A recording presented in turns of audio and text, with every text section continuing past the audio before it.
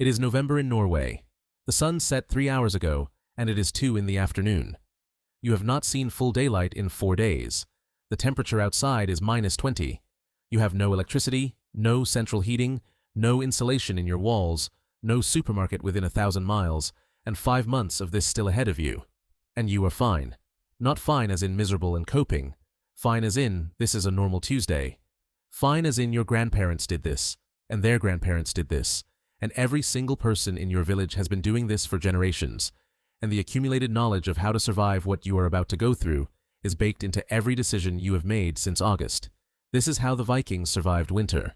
And by the end of this video, you are going to realize something that makes the modern world look slightly embarrassing. Because they did not just survive it. They built a system so complete, so layered, and so well thought through that almost none of it has been improved upon. We have just replaced it with electricity. And electricity can fail. One question before we start. How long do you think you would last in a Viking winter with nothing modern? Leave your answer in the comments. We are coming back to this at the end. Let us start with the problem, because the problem is worse than you think. In the northernmost parts of Norway and Iceland, the sun does not rise at all for weeks at a time. Not low on the horizon, not briefly, not at all. Total darkness for days. The psychological weight of this is hard to overstate. Modern research into seasonal depression shows measurable hormonal and cognitive changes in people exposed to extended darkness. That is, in the 21st century, with electric lights, heated homes, and the knowledge that it will end. Imagine experiencing it for the first time. Imagine not knowing with certainty that the sun was coming back. That uncertainty was real, and it is the key to understanding almost every decision Vikings made about winter. Before we get to the practical, you need to understand the architecture of the Viking year. The Viking calendar was not organized around months the way yours is. It was organized around the sun. Summer and winter were not seasons. They were the two halves of the year, and they had different names, different rules, and different gods. The transition into winter was a specific, named moment called Winterblot, a sacrifice, not a metaphor, an actual sacrifice made to ask the gods for safe passage through the dark half of the year. That is not superstition. That is a population that understands exactly what winter can do and is making its most sincere possible request for survival. Now, the practical. And the practical is extraordinary. The longhouse was not just a building. It was a survival machine. Stand inside one and look at the design. The walls are turf, not timber. 2 to 3 feet of compressed earth and grass. That is not primitive. That is thermal mass on a scale that modern passive house architects are still trying to replicate. Heat from the central fire crawls into those walls slowly during the day and crawls back out during the night, smoothing the temperature over time. The inside of a Viking longhouse in a Norwegian winter stayed between 15 and 20 degrees Celsius even when it was -20 outside, without a furnace, without a thermostat, without any moving parts at all. The roof had a single hole, no chimney, just a hole. And this was deliberate. The curved shape of the ceiling pushed the rising smoke toward the center and out through the top, while the heat from the fire radiated back downward into the room. The upper third of the longhouse was always smoky. The lower 2/3 where you lived were warm and breathable. Vikings designed a heat management system inside a single room, using nothing but geometry and a hole in the roof. And then they did something that sounds disgusting until you understand the physics. They brought the animals inside. A Viking longhouse in winter typically had one end given over to livestock. Cattle, sheep, horses, all living under the same roof as the family, separated by a wooden partition. This sounds like a sanitation nightmare, and partly it was. But a cow produces approximately the same heat as a 1 kilowatt electric heater. A longhouse with 10 cattle in it had 10 kilowatts of free, self-fueling heat running continuously through the coldest months of the year. The body heat from the animals radiated through the wooden partition into the human living space and reduced the amount of firewood needed to stay warm by a significant margin. That firewood had been cut and stacked in August. All of it. Every piece of wood you would burn from November to April was already sitting outside the longhouse before winter arrived. If you had not done that, you were already in serious trouble. This brings us to the single most important fact about Viking winter survival. None of it happened in winter. All of it happened before.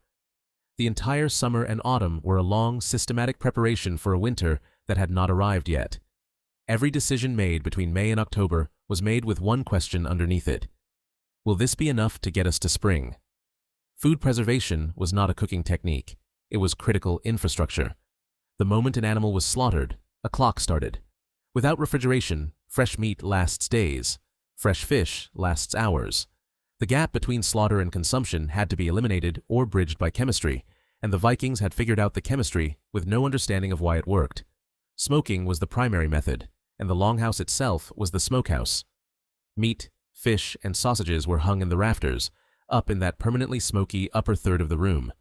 The smoke deposits antimicrobial compounds onto the surface of the meat, hardens the outer layer against bacteria and insects, and draws out moisture that bacteria need to grow.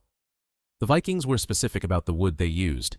Juniper and birch were preferred, not just for availability, but because both have genuine antimicrobial properties. They did not know what an antimicrobial compound was. They just knew that juniper smoked meat lasted longer, and they passed that knowledge on. The longhouse had no chimney, only a hole in the roof. This was not a design flaw. The permanent smoke cloud in the upper third of the room was not a side effect of heating. It was the preservation system running continuously, all winter, for free, as a byproduct of staying warm. Salt was different. Unlike the Mediterranean, Scandinavia had no easy access to salt. You could evaporate seawater, but the yield was low and the fuel cost was high. Salt was expensive enough that it was used sparingly, layered with other methods. A Viking might lightly salt a piece of meat and then smoke it. If the salt did not quite hold, the smoke would catch the slack. Redundancy baked into preservation. Fermentation was the third pillar. Fish were buried in pits and left to ferment. This sounds wrong, and the smell confirms it, but fermentation creates an acidic environment that most dangerous bacteria cannot survive. Fermented shark, which is still eaten in Iceland today, is toxic when fresh and safe after months of fermentation. You cannot eat it raw. You have to rot it first to make it edible. The Vikings discovered this the hard way, and then they did it on purpose for the rest of history. Skyr, a thick fermented dairy product still sold in supermarkets today as a health food, was Viking emergency rations. Dense in protein and calories, it keeps without refrigeration for extended periods. You are probably eating preserved Viking winter food right now and calling it a snack. Now let us talk about clothing, because your instinct in extreme cold is wrong. You think cold means more layers. The Viking answer was more nuanced than that, and the nuance is the interesting part. Wool was the material of survival, not because it is warm when dry. Every insulating material is warm when dry. Wool is the material of survival because it is warm when wet. The fiber structure of wool traps air even when saturated. A Viking who had crossed a frozen fjord and soaked their clothes through was not necessarily in danger from hypothermia if they were dressed in wool. The same crossing in linen or modern cotton could be fatal. Wool also wicks. It pulls moisture away from the skin and pushes it outward, where it can evaporate without taking your core temperature with it. The Vikings wore it in multiple layers, with the inner layer woven fine and soft against the skin, and the outer layers coarser and denser. They had no understanding of moisture wicking as a concept. They had 800 years of noticing that the person in the wet wool survived and the person without it did not, and they dressed accordingly. On their feet, leather shoes with fur lining. On their legs, wool trousers. On their hands, mittens, not gloves, because mittens keep the fingers together so they share heat instead of losing it separately. Over the whole body, a woolen cloak that could be wrapped completely around the person and fastened against the wind. And over frozen ground, ice skates made from the flat bones of horses and deer, strapped to the boot with leather. Not for sport, for energy conservation. Gliding over a frozen lake takes significantly less energy than walking through snow. Less energy spent moving means more energy available for staying warm. Archaeological finds show bone skates everywhere, from Birka in Sweden to Jorvik in England. The Vikings were not skating for fun, they were skating for survival, and they had turned survival into something that also happened to be enjoyable. This brings us to the part most people miss entirely. The darkness was not just physical, it had to be survived psychologically too. In the far north of Scandinavia, the polar night lasts for weeks. Your brain stops producing normal levels of serotonin. Your sleep patterns collapse because there is no daylight to regulate them. Your perception of time dissolves. People in polar darkness without any psychological structure can develop what we would now recognize as serious depressive episodes within days. The Vikings built a structure for surviving the darkness. It was called Yule. Yule, Joel in Old Norse, was not a holiday in the sense you think of it. It was a multi-day festival at the winter solstice, the longest night of the year, specifically designed to mark the moment darkness stopped winning. Not when the sun came back, which was still weeks away, but when the nights stopped getting longer. The turning point. We are past the worst of it. We are heading toward the light again. The Yule log was burned, not as decoration, as a symbol that fire had survived the longest night, and so had you. Odin was the Yule father, Ylfadir in Old Norse, who led the wild hunt across the winter sky during the darkest nights. The wild hunt was terrifying and real and present in the stories told around the fire. You did not go outside alone at night during Yule for the same reason you do not walk alone through a dangerous neighborhood. The danger was named, it was described in stories, and the stories had the structural effect of telling you to stay inside with your family and your fire during the most dangerous weeks of winter. Your mythology was also a survival manual, and the feasting was not excess. The slaughter happened in November because you could not feed the animals through winter. Everything that was going to die died in November, and it was eaten as fresh food while it lasted. The Yule feast was not a celebration on top of winter abundance. It was the first consumption of the winter kill, shared between families who had gathered together because shared warmth, shared food, and shared company reduced the mortality rate of everyone in the group. Collective survival. You did not winter alone. You wintered together. Every family in a Viking settlement had a role. The women who had spent summer weaving and spinning were producing the clothing that would keep people alive. The men who had cut wood in autumn were feeding the fires. The elderly who could not hunt were watching the children so the hunters could hunt. The storyteller who sat by the fire every night was not entertainment. They were transmitting the knowledge of how to survive the next winter, and the one after that, in a form that children could absorb and remember. The sagas, the great Norse stories that were recited and memorized and passed on through generations, were the accumulated survival manual of a people who lived in one of the most hostile environments on Earth, packaged in story form so they could survive without writing them down. Now, back to the question from the beginning. How long would you last?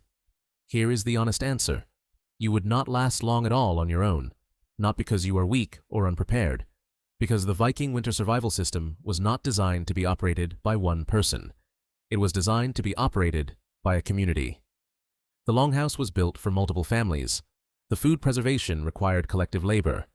The fire required someone to watch it through the night.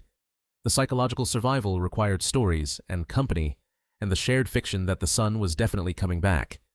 The most technologically advanced thing the Vikings built for surviving winter was not the longhouse or the preservation techniques or the bone skates. It was the community. We built all of that with electricity and supermarkets and individual apartments.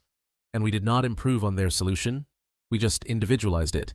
And every time the grid goes down for a week, you remember that individualized survival is much more fragile than it looks. The Vikings survived winter because they did not try to survive it alone. They survived it together in a smoky building full of animals, eating fermented fish and telling stories about gods riding through the darkness above, waiting for the morning the sun would come back. It always did. It still does. The world has not changed. The winters have. You're welcome.